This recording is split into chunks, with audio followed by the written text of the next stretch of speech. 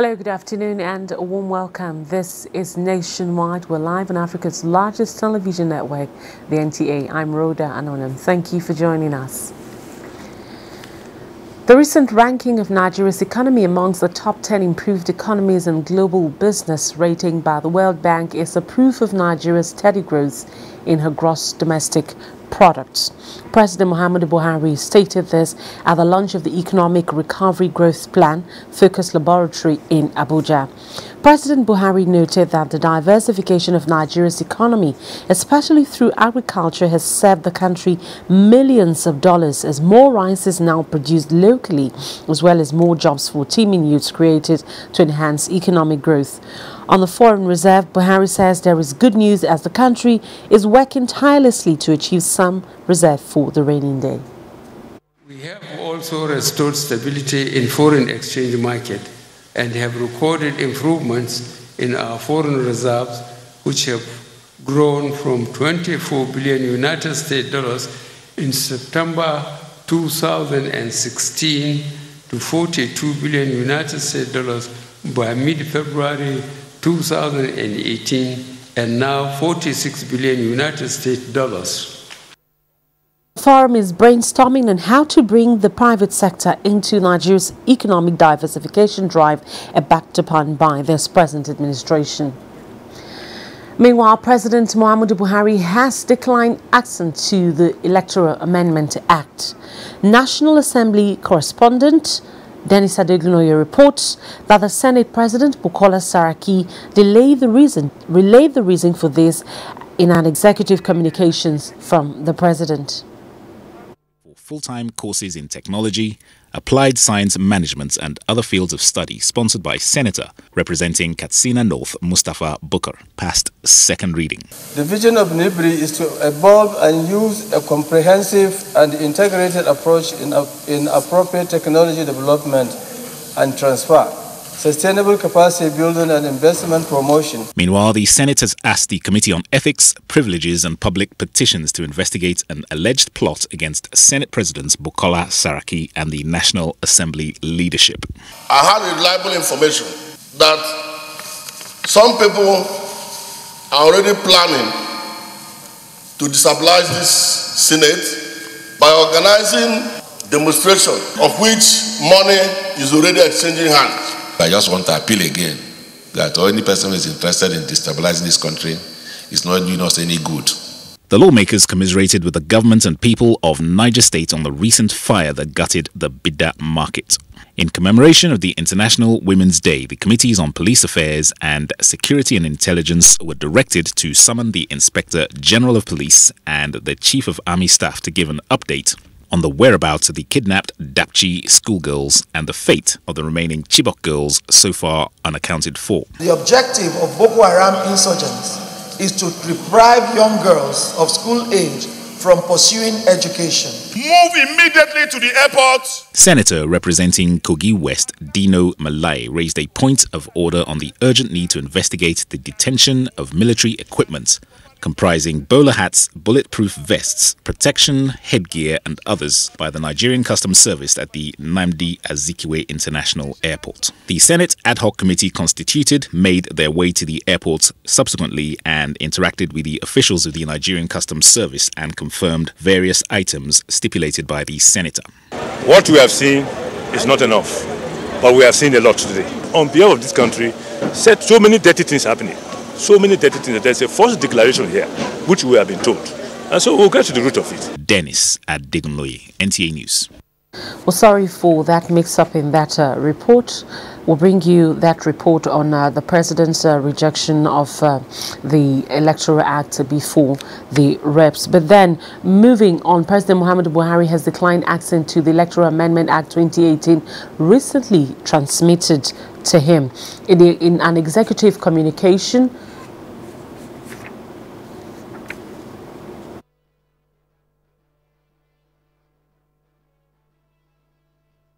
March 2018 to decline presidential assent to the Electoral Amendment Bill 2018 recently passed by the National Assembly. Some of my reasons for withholding assent to the bill include the following. amendment to the sequence of the elections in Section 25 of the Principal Act may infringe upon the constitutionally guaranteed discretion of the Independent National Electoral Commission to organize, undertake, and supervise all elections provided in Section 15A of the third schedule to the Constitution.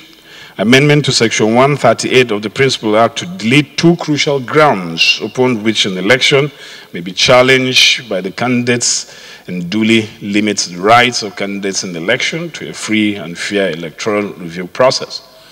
And C, the amendments to Section 152, subsection 3 to 5 of the Principal Act may raise constitutional issues over the competence of the National Assembly to legislate over local government elections. Please accept, Right Honorable Speaker, honorable members, the assurances of my highest consideration. Yours sincerely, President Muhammadu Buhari. Meanwhile, the House of Representatives says suspended former chairman of Committee on Appropriation, Abdulmumin Jibrin, is free to resume legislative duties after receiving the apology letter from him as part of conditions for his resumption. In continuation of the investigative hearing on the whereabouts of more than 200 billion naira meant for pensioners, the House of Representatives ad hoc Committee on Pension Reforms has interacted with the former head of service of the Federation, Stephen Orosanya. National Assembly correspondent Rabi Musa completes the report. The defunct Presidential Task Force on Pension Reforms set up in 2010 has been alleged to have tampered with pensioners' funds, which had attracted outcry by retired civil servants who were not able to access their pension funds. The House of Representatives had on 4th April 2017 mandated its ad hoc Committee on Pension Reforms to unravel what became of more than 200 billion naira. Our concern is to find out those recoveries made by the Presidential Task Force on Pension Reforms, the cash recoveries, the properties recovered, where are they now?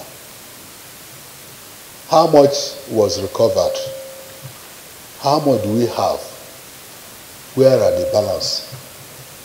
A former head of service of the Federation, Stephen Orosanye, appeared before the committee to explain reasons for setting up of the task force, which he said was to look into the pension funds of more than 150,000 pensioners across the country then. I was head of service from June 16, 2009 to November 16, 2010, a period of about 16 months.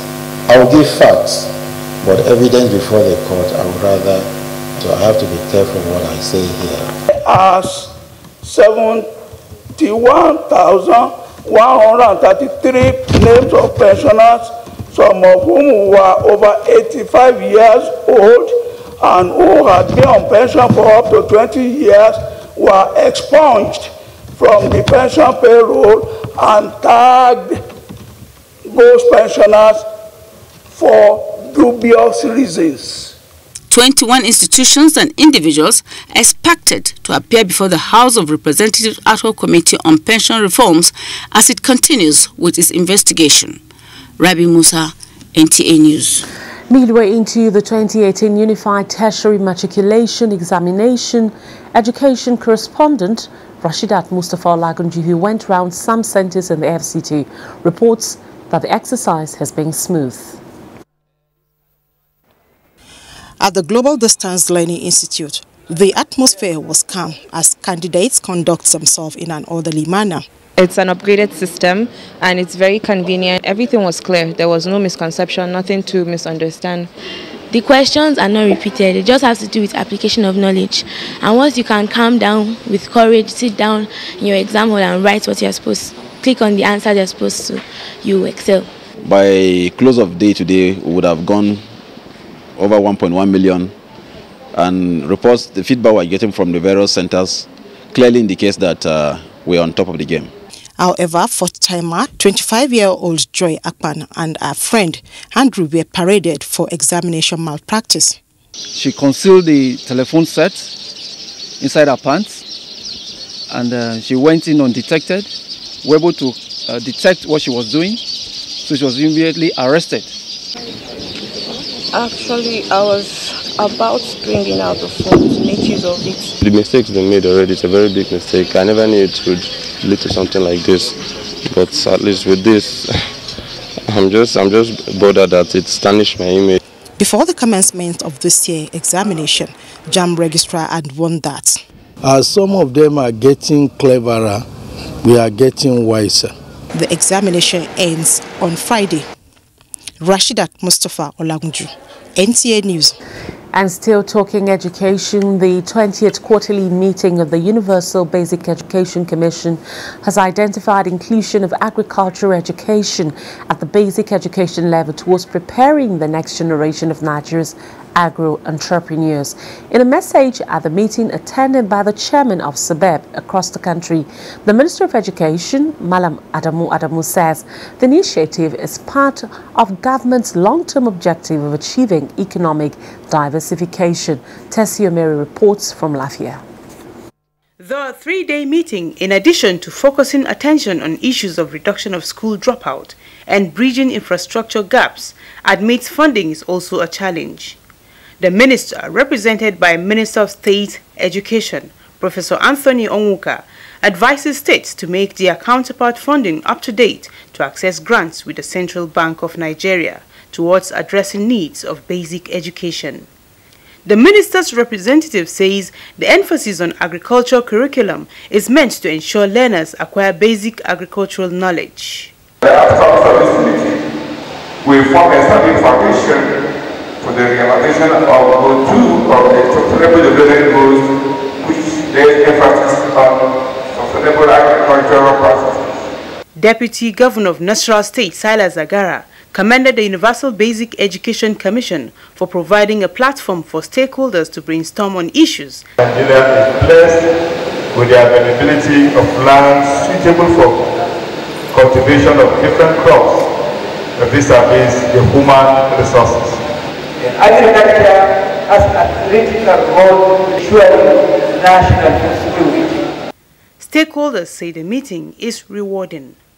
In Lafia, Tessie Omeri, NTA News. Thank you very much, Tessie Omeri there from Lafia. And we'll move on now to our Lagos Network Center, where Michael is standing by, and of course, Minister of Transportation inspects Ibadan rail projects. Let's now go over to Michael for more details of this and other stories from our Lagos Network Center. Michael, it's over to you. Thank you, Rhoda, for joining us in Lagos. The West African Examination Council, WAEC, has announced the release of the West African Senior School Certificate Examination for private candidates of the 2018 First Series. Head National Office of the Council, Olu Adenipekun, announced the release of the result at a media briefing held in Lagos. The head of the WAEC National Office, Olu Adenipekun, disclosed that a total of 1,937 candidates, representing 17.13%, obtained minimum credit in 5 subjects and above, including English and mathematics, out of the 11,307 candidates that sat the examination. Of the total number of candidates that sat the examination, 8,113 candidates, representing 71.75%, obtained credits and above in 2 subjects. 6,375 candidates, representing 56.38%, obtained credits and above in 3 subjects. 4,762 candidates, representing 42.12%, obtained credits and above in 4 subjects. He said that the results of 1,021 candidates representing 9.03% are being withheld in connection with various reported cases of examination malpractices. Candidates were urged to check details of their performance on the Council's website. Minister of Transportation Rotimi Amechi has directed the Chinese civil engineering and construction company handling the Lagos-Ibadan Rail project to work day and night in order to achieve meaningful progress. The minister gave the directive when he and members of the steering committee inspected the rail project in Lagos. Ken Egbeluge has details. It was an on-the-spot inspection to ascertain the level of progress made by the construction company handling the Lagos-Ibadan Rail project. The monthly inspection tour provided opportunity for the minister and members of the steering committee to have a first-hand information of the challenges being experienced by the company. The minister told newsmen at the end of the inspection that the speed of work has improved compared to the last visit in January. He hinted that the rainy season in April is likely to affect the speed of the work.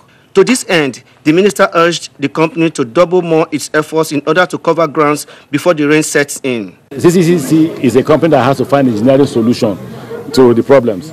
But whether they have engineering solution or not, the elements cannot just be ignored.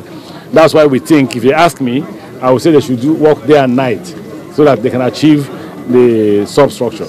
The minister also revealed that the station in Abuja in Ogun State has been moved to another location within the state to reduce the impact on citizens. About 2.8 billion.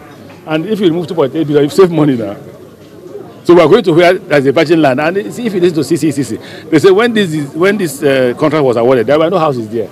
The minister, however, disclosed that the committee is having problems in the Lagos area because of some impediments obstructing a hitch-free execution of the project along the corridor in Lagos. Ken Egbeluge, NTA News. The House Committee on Nigeria-China Relations says it will propose an enabling legislative instrument that will help in formulating investors-friendly law that will reduce capital flight on importation and make Nigeria a choice destination for investment. The chairman, House of Representatives Committee on Nigeria-China Relations, Yusuf Buba, stated these while on oversight function to Ogun-Gwandang Free Trade Zone in Igbesa, Ogun State. The report. The strategic role of the Ogun-Gwandang Free Trade Zone to the Nigerian-China bilateral relations informed the visit by the House Committee on Nigerian-China Relations. The aim is to assess its operations and possibly resolve challenges that might impede its growth. Committee members, led by its chairman, Yusuf Buba, went around the 100 square kilometer trade zone center, which also accommodates the biggest producer of wool and floor ties in Africa.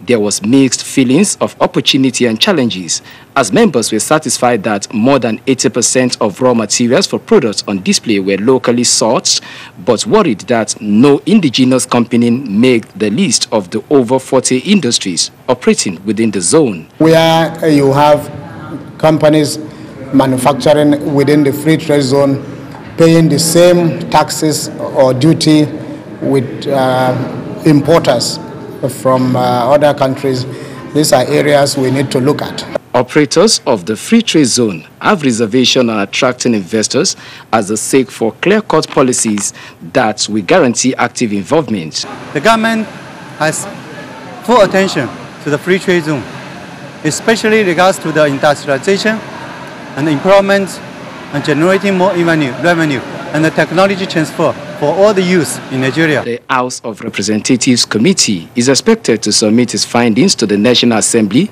with the hope that the quest for more investors could lead to the amendment of existing laws. And that ends stories making the rounds at These Are from Lagos. Rhoda, back to you for more on Nationwide. Thank you very much, Michael. The T.Y. Danjuma Foundation says it is committed to the welfare and well-being of internally displaced persons, IDPs, in the Northeast. Country Director, Social Welfare Network Initiative, Emmanuel Osemike, stated this at a media briefing to unfold this year's promises for the welfare of internally displaced persons. Abdullahi Musa Suleja has details. The report shows that over 2 million internally displaced persons in the Northeast suffer from starvation. It is against this backdrop that the Social Welfare Network Initiative, a group that monitors humanitarian assistance of T.Y. Danjuma Foundation, explained this year's effort to cater for the vulnerable populace in the Northeast. Osemeka said the foundation will distribute micronutrient-based food and general food items to over 700 displaced households and a total of 5,000 IDPs. The country director said the foundation has scaled up its efforts compared to last year. Thanks to the generous support of donors, many sectors were able to meet their targets on key life-saving activities. Within this mix is also the 2ID Danjuma Foundation funded activity. He called on the federal government to ensure safety of humanitarian workers across the country. Abdullahi Musa Suleja, NTA News. Saudi Arabian diplomats focus searchlight on IDP situation in the northeast. Naomi is in Maiduguri and she's got details of this and other trending stories from that. So Naomi, it's over to you. Rhoda, and a warm welcome to Maiduguri. Borno State government has commended the Saudi Arabian government for the humanitarian assistance they've been rendering towards the development of the state and the northeast in recovering from the ravages of the insurgency. Borno State Deputy Governor Usman Mamman Durkwa stated this when two organizations of King Salman Center for Relief and Humanitarian Aids and Saudi Fund Development paid him a courtesy call as part of their visit to the state to provide succor to IDPs. Here are the details. Muhammad Durkwa said the state government will continue to cooperate with Saudi government for the development of the state, especially areas destroyed as a result of the insurgency. The deputy governor said the state government is presently faced with numerous problems of reconstruction and rehabilitation of destroyed communities, as well as large number of orphans and widows as a result of insurgency. He therefore solicited their support and assistance in these directions. The deputy governor urged the delegation to extend the appreciation of the people of Borno State to the Saudi government for all the assistance rendered, especially to the IDPs. The team leader of King Salman Center for Relief and Humanitarian Aid, Mr. Nasir Bilmatla, said they were in the state to see for themselves programs associated with the IDPs based on the request for assistance to them by the Minister of Defense Mansour Dan Ali during his last visit to Saudi Arabia. Mr. Nasir Bilmatla said the King Salman Center for Relief and Humanitarian Aid is assisting the affected states in the northeast with relief materials worth $10 million through NEMA and SEMA to cushion the hardship faced by IDPs. The leader of the Saudi Fund for Development, Mohammed bin Abdullah, said his organization will study and make future plans for development of the state, as well as offer soft loans where necessary. He appealed to the state government to key into their programs for the development and progress of the state.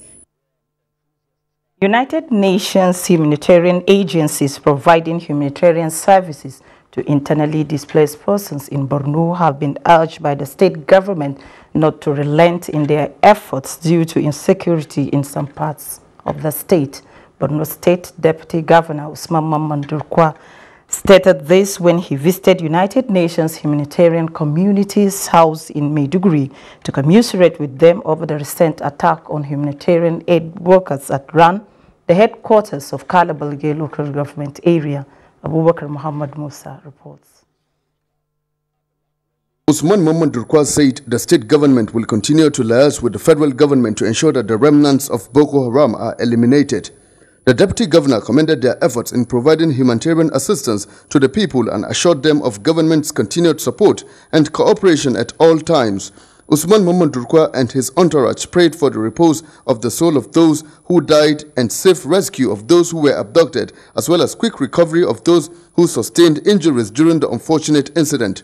Responding on behalf of the United Nations Humanitarian Agencies, Acting Deputy Humanitarian Coordinator of United Nations, Cesar Mbaf Shilombo, expressed appreciation for the visit and promised to convey the message to all the leaders of the humanitarian agencies, especially the IOM, whose staff were affected during the Boko Haram recent attack at RAN. The acting coordinator said they are planning to organize a memorial occasion to remember their colleagues who were killed while offering humanitarian services, as well as conference to sensitize the public on their activities. In Maiduguri, Abubakar Muhammad Musa, NTA News. And that's our contribution from Maiduguri. Is back to Rhoda in Abuja. Thank you very much, Naomi, for that, your contribution from Maiduguri Network Center. Now we'll take a short break. When we come back, we have more news. Stay with us. Hate speech is not a joke. It incites genocide and crimes against humanity. Most of Africa's civil wars are caused by hate speech from one tribe against another. We don't want it here. The Nigerian government stands firm against hate speech. Under no conditions whatsoever should we tolerate or excuse or justify hate speech or hateful conduct of any kind, especially where such is illegal.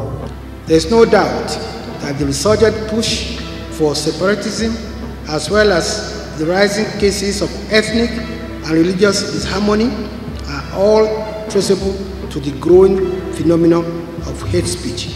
One nation bound in freedom, peace and unity.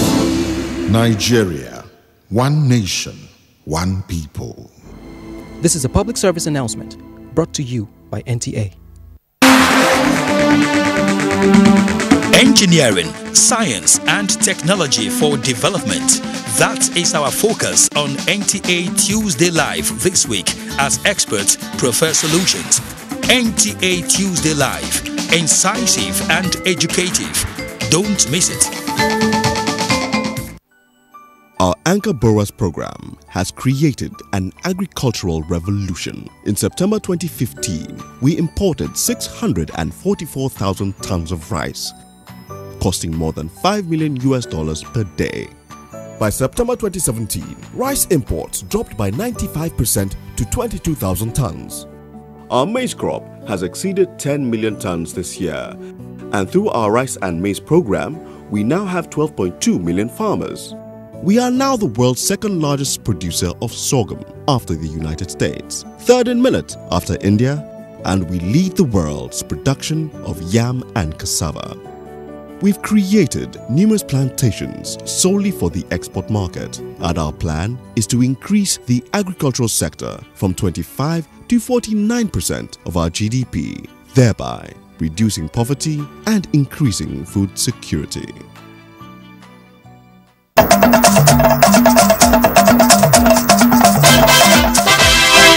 Welcome back. If you've just joined us, you're watching Nationwide on the NTA.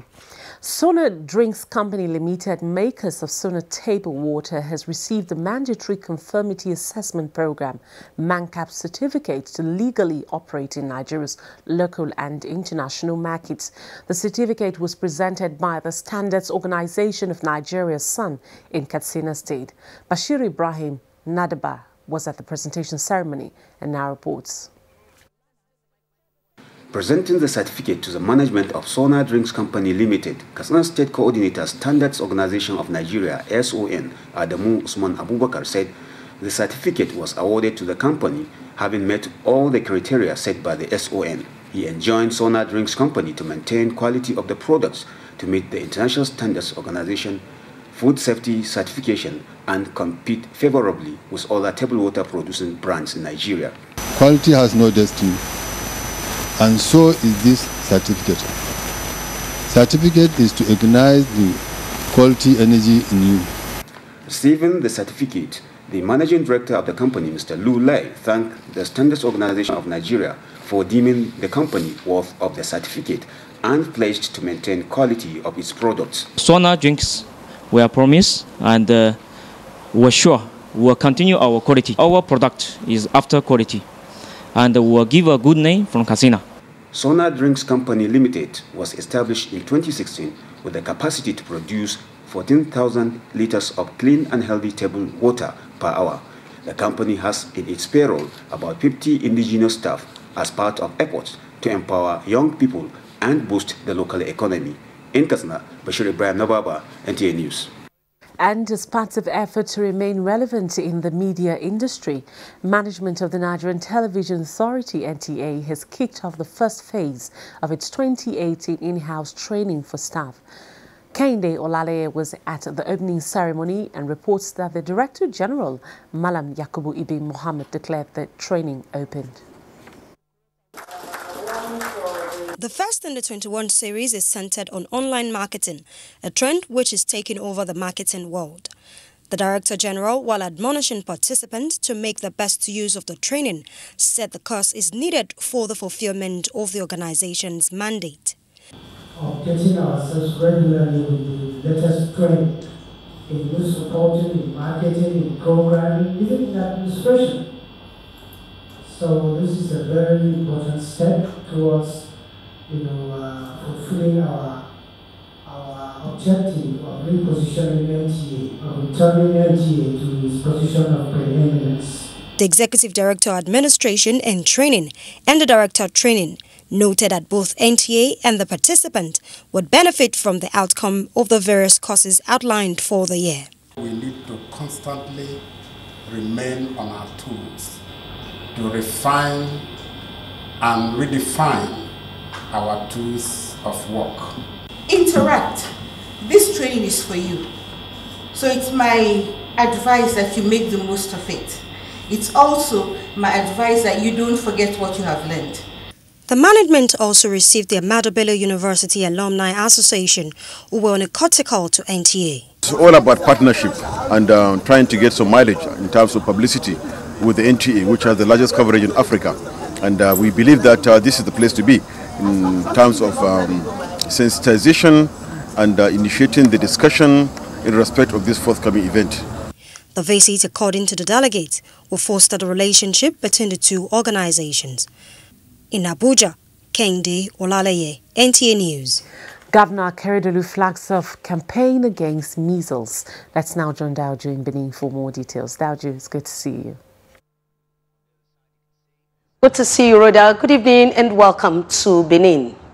The 2018 edition of the annual Roundtable on Cultural Orientation article, organized by the National Institute of Cultural Orientation, NICO, has been held in Benin, Edo State.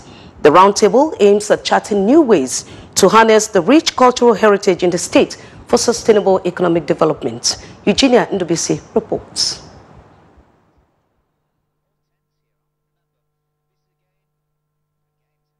The theme for the two-day roundtable is mainstreaming culture in the nation's economic agenda. The Minister of Information and Culture, Alhaji Lai Mohammed, represented by the Director of Entertainment and Creative Services in the Ministry, Mr. Augustus Ajibola, described the roundtable as timely, which is in line with the policy thrust of the present administration. It is not an accident of history that since the inception of this administration, policy initiatives have been there to make our creative industries as avenues of change. Governor Godwin Obaseki, represented by the Commissioner for Arts, Osaze Osewinge Ero, noted the important role culture plays in the unification of any country. Culture and tourism is the new oil for Nigeria.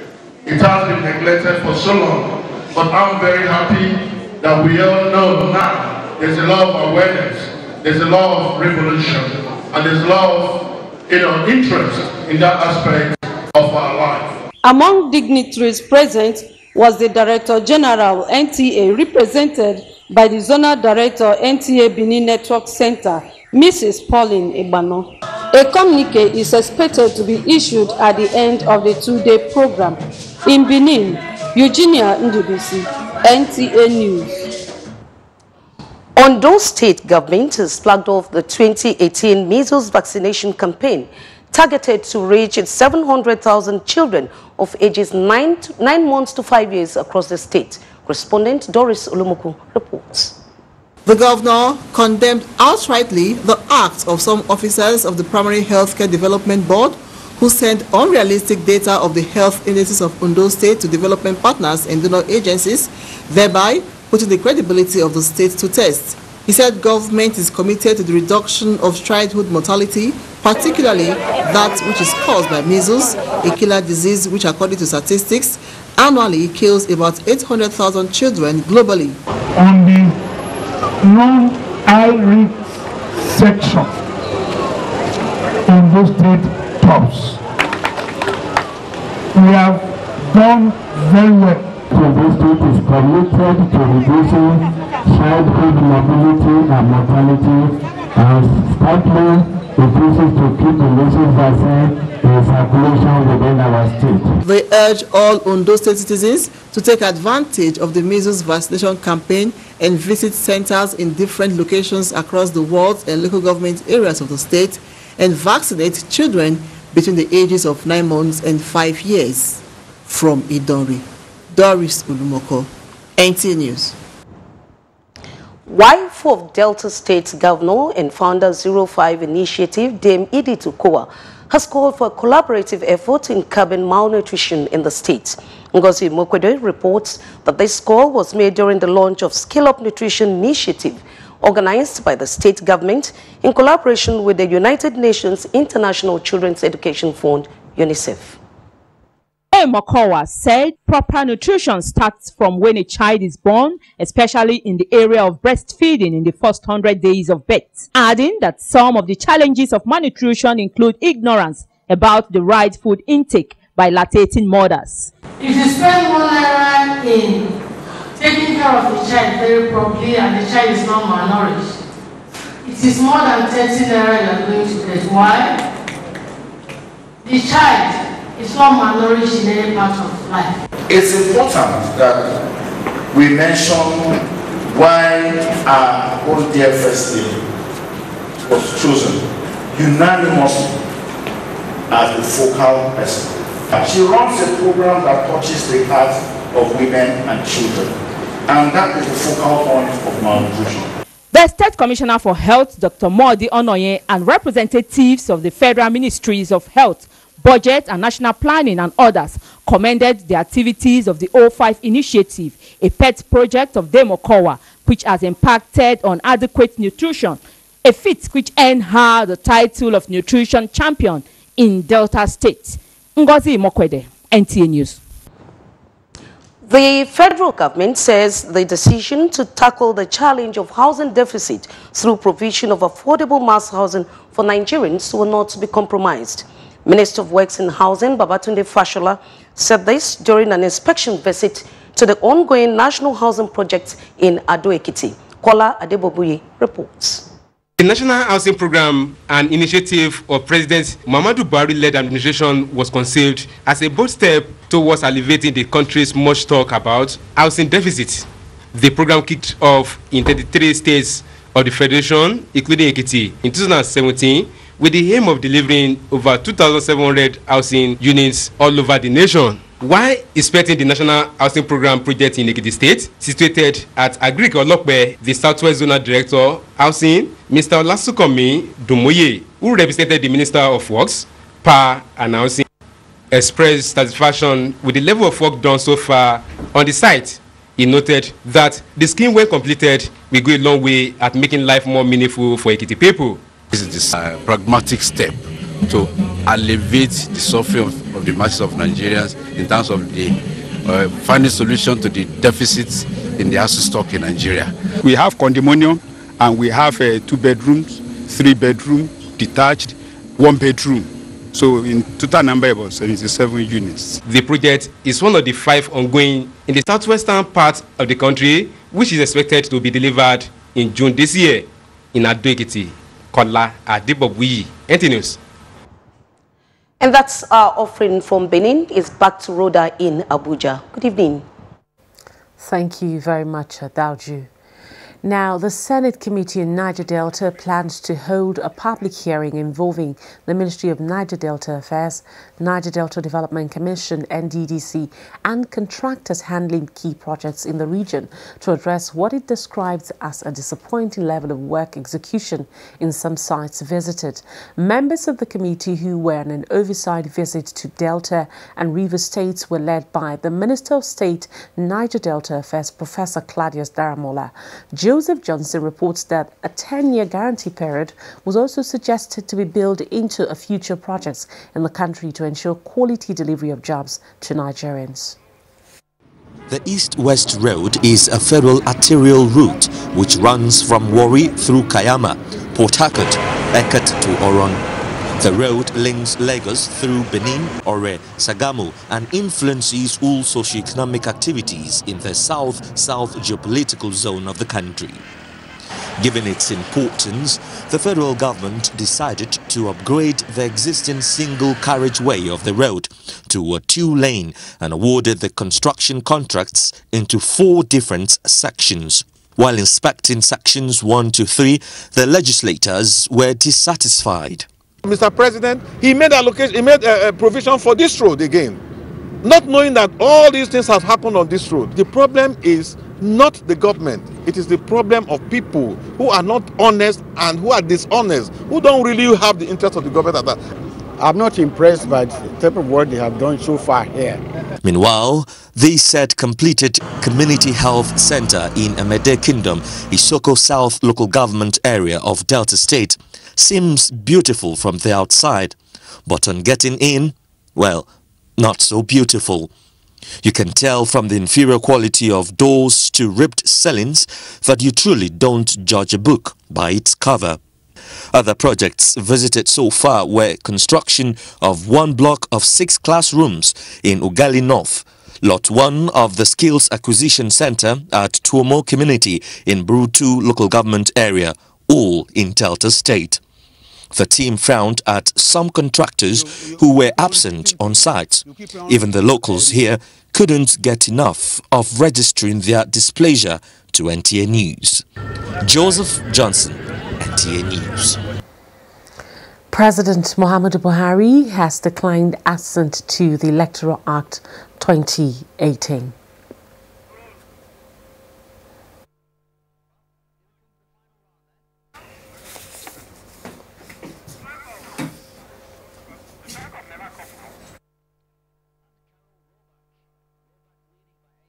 To the sequence of the elections in Section 25 of the Principal Act may infringe upon the constitutionally guaranteed discretion of the Independent National Electoral Commission to organize, undertake, and supervise all elections provided in Section 15A of the third schedule to the Constitution. National Assembly correspondent Dennis Adoglu reports that the Senate President Bukola Saraki relayed the reasons for his and executive communication from the President. The need to exercise constitutional powers of the National Assembly to ratify treaties in Nigeria has moved a motion by the Deputy Senate Leader was adopted. Also was a motion on the need for a sustainable tourism industry and urgent need for the declaration of emergency in the public health sector. In the country, occasioned by epileptic power and inadequate water supply, resulting in unhygienic conditions, which further increases the risks of hospitals' acquired transmitted related infections. The primary health deficit is what we see in terms of the level of chronic illness our citizens are suffering from. Urge the executive to provide special funding in the 2018 budget for the overhaul of at least one government-owned medical facility in each of the 6 geopolitical zones of the country. 2 House bills were also considered for concurrence and passed. The All Progressives Congress Younger Stakeholders Forum has commended the intra-party peace-building initiative of President Muhammadu Buhari being championed by the party's national leader, Bola Ahmed Tinubu. The group calls for a total reform of the APC through a holistic approach of lingering issues, particularly the review processes of the party's constitution. Salihu Abdullahi reports. Like their name implies, they are a group of young Nigerians who say they are deeply concerned about the unity among APC supporters in order to ensure that the party remain focused and stronger than it was before taking over power in 2015. Current issues bordering on state of the party, tenure elongation and proposed amendment of the APC constitution are the concern of the group, who see the All Progressives Congress as an institution of democracy, which they promise to preserve. We, the younger stakeholders, are calling for a total reform of the party. We have taken steps in this regard by constituting a committee to review the draft constitution with the aim of making provisions that will be to the benefit of all members irrespective of age, gender, and other demographics. We will continue with our consultation with other younger stakeholders of the party. The group resolved to galvanize more support for the party, pledging their support for the re-election of President Muhammadu Buhari for a second term if he desired to recontest. In Abuja, Salihu Abdullahi, NTA News. We'll take another break, and when we return, we've got more news for you. Stay with us. Experience, they say, is the best teacher. They hold us from the sea. Thank God that we came back home. They should not go there because it's not good. It's a very bad place. So they just may have us. Even now, sir, they are shooting the boat they are going to use to go Italy. May they stop it. Our country is good. Our country is a blessed country. Now I know our country is a blessed country. I know before I for not travel from Nigeria to Libya. I know how much I spent. Let these personal experiences serve as a lesson to all who would repeat their mistakes. A word is enough for the wise. This is a public service announcement brought to you by NTA. 3,346 medals are up for grabs at the first National Grassroots Sports Festival, Sports for All, to discover sports talent, develop future world champions, and rejuvenate sports in Nigeria. Date 19th to 29th of April 2018. Venue, National Stadium Abuja, packages A and B. This is an opportunity for state governors to promote their achievements and for companies to promote their brand with 24 individual and team sports. For broadcast sponsorship, contact Angelo Peter I. Elosia, Chairman and Chief Coordinator, or Nick Onyisi. Organizers, Grassroots International Sports Academy and LOP Worldwide Television. Endorsed by the Federal Ministry of Youth and Sport Development. Broadcast partner, NTA, the largest television network in Africa.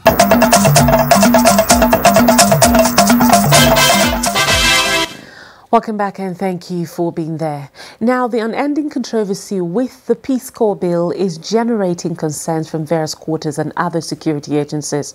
While discussing the lingering issues of the Peace Corps on NTA's Good Morning Nigeria, security experts were of the view that passing the Peace Corps bill into law will only fuel more conflict between various security agencies, stating that the need for the Peace Corps to define its roles and responsibility as a peace architecture. Ngufan Shaji reports. The discussion was quite heated as the Peace Corps National Commandant Dixon Akol was put in the spotlight as regards the underlining and defining role of the organization. Security experts questioned if an NGO could translate into a national agency funded by the government, reiterating that funding security agencies remains an issue, and if eventually assented to by the president, it will only lead to the duplication of security duties. The terrain is already too congested. One of the problems we have in the Nigerian security sector is that we have a lot of agencies whose boundaries are ill-defined. We have agencies with, whose functions overlap with the other. So we have dualities, rather clear demarcations of responsibilities. We have situations, and that is what one of the problems that is undermining interagency collaboration, because there are no clear divisions of where one starts and where the other one ends. They remain an NGO and do other things to contribute to national development. But not like flying a flag, wearing uniforms, wearing all manner of ranks, and all that. It is a fourth or fifth force coming. And before you know it, Nigeria will be in deeper trouble. However, the National Commandant of the Peace Corps says the Corps' core mandate is targeted solely at maintaining peace in schools and in the neighborhood. Well, basically, is to function in schools and colleges. As teachers or what? No, not as teachers. To provide safety for students in schools and colleges. They also suggested more interaction between the executive and the legislature to find a lasting solution to the issues around the Peace Corps, while also suggesting better ways of going around the validity of the Peace Corps towards national interest. In Abuja, Gufan Shaji, NTA News. President Donald Trump has sacked the U.S. Secretary of State Rex Tillerson a day after returning from his first Africa diplomatic visit. Let's get more stories now from our foreign scene. Thank you for joining us on this segment of the news. U.S. President Donald Trump has sacked Secretary of State Rex Tillerson, replacing him with the Director of the CIA, Mike Pompeo. In a tweet, Trump thanked Mr. Tillerson for his service, adding that the new secretary will do a fantastic job. Mr. Tillerson, a former chief executive of ExxonMobil, was only appointed to the job last year. The sack comes a day after Tillerson concluded his first diplomatic visit to Africa and was in Nigeria only yesterday. Still in the U.S. President Donald Trump would host Saudi Arabia's Crown Prince Mohammed bin Salman on March 20th. White House spokesperson Sarah Sanders, while announcing the visit, said President Donald Trump looks forward to discussing ways to strengthen ties between the United States and Saudi Arabia. The Crown Prince's visit to Washington is part of a three-leg visit, having visited Egypt and the UK earlier in his first diplomatic shuttle as a Crown Prince. In another development, an explosion has reportedly targeted at the convoy of the Palestinian Prime Minister Rami Hamdallah upon his entrance into the Gaza Strip.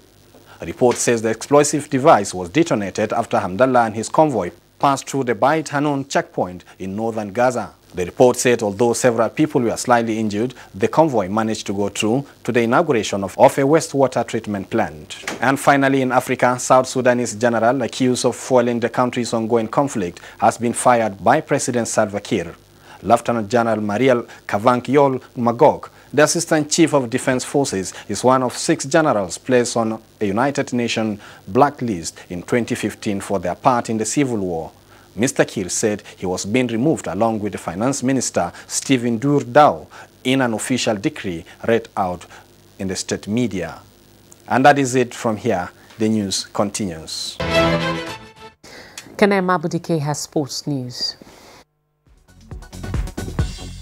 Following their 1-0 victory over Nasarawa United in Uyo Monday, Akwa United have now moved to the 3rd place on the Nigeria Professional Football